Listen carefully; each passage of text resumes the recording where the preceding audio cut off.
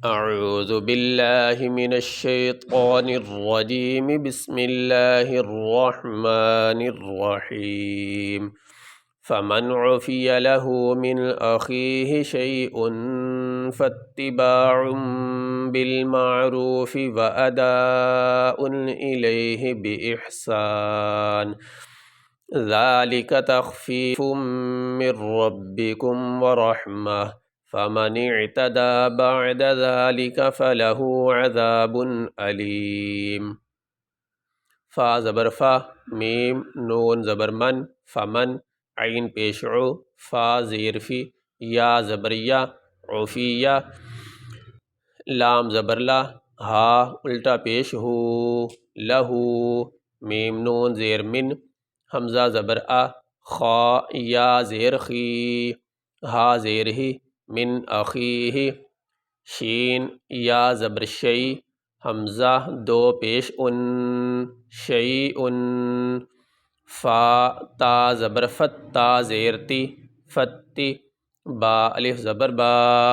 فتبا، عین میم دو پیش عم، با لام زیر بل، فتباع بل، یہ عین کے اوپر تنوین ہے، یعنی دو پیش ہے، دو زبر دو زیر دو پیش کو تنوین کہتے ہیں۔ تنوین کے بعد با آ جائے تو پھر اس تنوین کو میم کے ساتھ بدل دیا جاتا ہے، اس لیے یہاں پہ یہ عین کے بعد یہ چھوٹا سا میم پڑا ہوا ہے، اس لیے یہاں پہ ہم میم پڑھیں گے۔ عین میم دو پیش عم، با لام زیر بل، میم عین زبر مع، را واو پیش رو، فا زیر فی، فاتباع بالمعروف،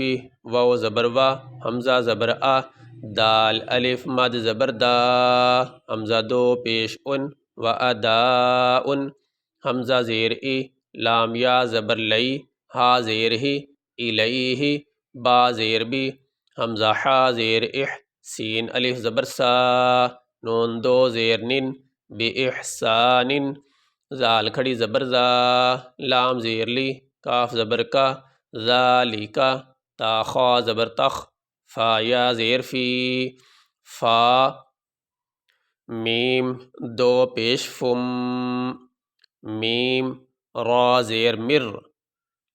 را با زبر رب، با زیر بی، مر ربی، یہ نون ساکن ہے، نون ساکن کے بعد یعنی یہ نون کے اوپر جزم ہے، جس حرف کے اوپر جزم ہو اس کو ساکن کہتے ہیں، تو یہ جزم نون کے اوپر ہے اس لیے نون ساکن ہے۔ نون ساکن کے بعد را آنے کی وجہ سے اس نون کو را کے ساتھ ملا دیا گیا، تو اس لیے اب یہاں پہ ہم نون نہیں پڑھیں گے، را پڑھیں گے، میم کو را کے ساتھ ملائیں گے، میم را زیر مر، را با زبر رب، با زیر بی، مر ربی، کاف میم پیش کم، مر ربکم، واو زبر وا، راحا زبر رح، میم زبر ما، تا دو پیش تن، ورحمتن، فا زبر فا، میم زبر ما، نون عین زبر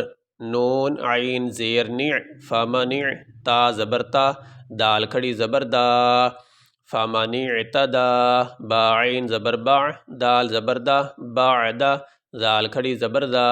لام زیر لی، کاف زبر کا، ذالکا، فا زبر فا، لام زبر لا، ہا الٹا پیش ہو، فلاح، عین زبر ع، زال الف زبر زا، با دو پیش بن، عذاب،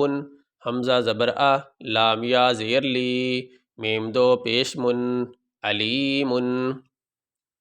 یہاں پہ آیت مکمل ہو گئی، یہاں پہ ہم وقف کریں گے۔ وقف کرنے کی صورت میں آخری حرف کو ساکن پڑھا جاتا ہے، یہاں میم کے اوپر دو پیش ہیں تو وقف کرتے ہوئے میم کو ساکن پڑھیں گے، اوپر جو دو پیش ہیں وہ نہیں پڑھیں گے۔ یہاں وقف کرتے ہوئے ہم تا کو ہا پڑھیں گے، یہ گول تا ہوتی ہے، اس کو گول تا کہتے ہیں۔ جب اس گول تا پہ وقف کیا جائے تو اس کو وقف کرنے کی صورت میں ہا پڑھا جاتا ہے، جو یہ والا ہا نا،